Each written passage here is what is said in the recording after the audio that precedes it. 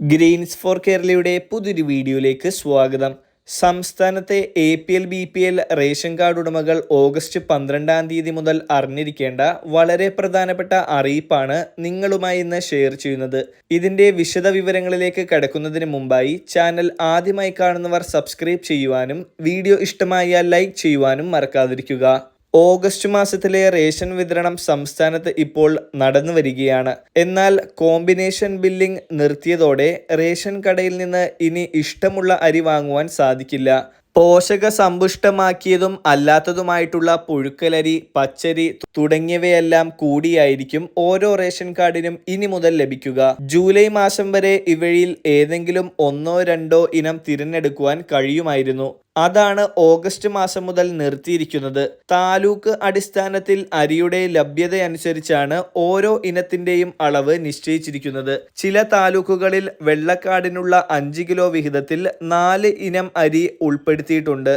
പുഞ്ചയരി, പോഷിത പുഞ്ചയരി, പുഴുക്കലരി, പച്ചരി എന്നിവയാണ് അവ.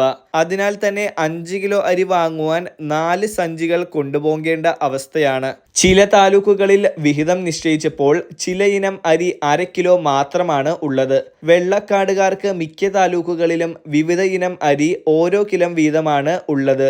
കോമ്പിനേഷൻ ബില്ലിംഗ് നിർത്തിയത് കാർഡുടമകൾക്കും റേഷൻ വ്യാപാരികൾക്കും ബുദ്ധിമുട്ടുണ്ടായിരിക്കുകയാണ്. വെവ്വേറെ തൂക്കി നൽകേണ്ടതിനാൽ തന്നെ വ്യാപാരികളുടെ ജോലി വർദ്ധിക്കുകയാണ്. തിരക്കുള്ള റേഷൻ കടകളാണെങ്കിൽ വിതരണം വൈകുകയും ചെയ്യും. ഏതെങ്കിലും ഒരിനം അരി സ്റ്റോക്ക് ഇല്ലെങ്കിൽ അത് എത്തുമ്പോൾ കാർഡുടമ വീണ്ടും പോയി വരേണ്ട സാഹചര്യമുണ്ട്. ഓണക്കാലത്ത് കോമ്പിനേഷൻ ബില്ലിംഗ് നിർത്തരുതെന്ന് ആവശ്യപ്പെട്ട് Kerala state ration dealers association ഭക്ഷ്യവകുപ്പ് മന്ത്രിക്ക് കത്ത് നൽകിയെങ്കിലും അത് പരിഗണിച്ചില്ല. കെട്ടിക്കിടക്കുന്ന അരി വിറ്റ് തീർക്കാനാണെന്നാണ് ആക്ഷേപം. ഓഗസ്റ്റ് മാസത്തിലെ ഓരോ കാർഡിന്റെയും ആനുകൂല്യങ്ങൾ ഇങ്ങനെയാണ്.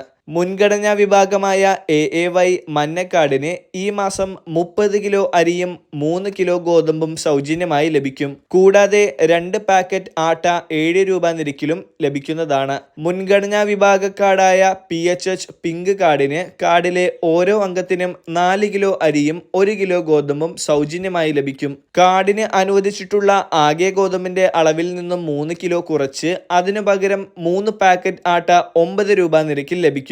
പൊതുവിഭാഗമായ NPS നീലക്കാർഡിലെ ഓരോ അംഗത്തിനും 2 കിലോ അരി വീതം കിലോയ്ക്ക് 4 രൂപ നിരക്കിൽ ലഭിക്കും. കൂടാതെ അധിക വിഹിതമായി 4 കിലോ അരി കിലോയ്ക്ക് 10 രൂപ 90 പൈസ നിരക്കിലും ലഭിക്കും. പൊതുവിഭാഗമായ NPNS വെള്ളക്കാർഡിന് 5 കിലോ അരി കിലോയ്ക്ക് 10 രൂപ 90 പൈസ നിരക്കിൽ ലഭിക്കുന്നതാണ്. ഓണത്തോടനുബന്ധിച്ച് റേഷൻ കാർഡ് ഉടമകൾക്ക് ലഭിക്കുന്ന ആനുകൂല്യങ്ങളുടെ കാര്യത്തിലും തീരുമാനങ്ങൾ വന്നുകൊണ്ടിരിക്കുകയാണ്.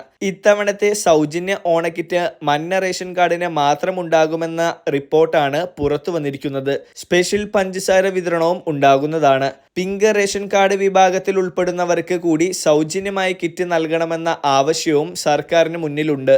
ആനുകൂല്യമായ തീരുമാനമുണ്ടായാൽ 25 ലക്ഷത്തോളം വരുന്ന പിങ്ക് കാർഡ് ഉടമകൾക്ക് കൂടി ഇത് ഉപകാരപ്പെടുന്നതായിരിക്കും. കിറ്റ് വിതരണ തീയതിയും ഇനങ്ങളുടെ വിവരങ്ങളും ഇതുവരെ പ്രഖ്യാപിച്ചിട്ടില്ല.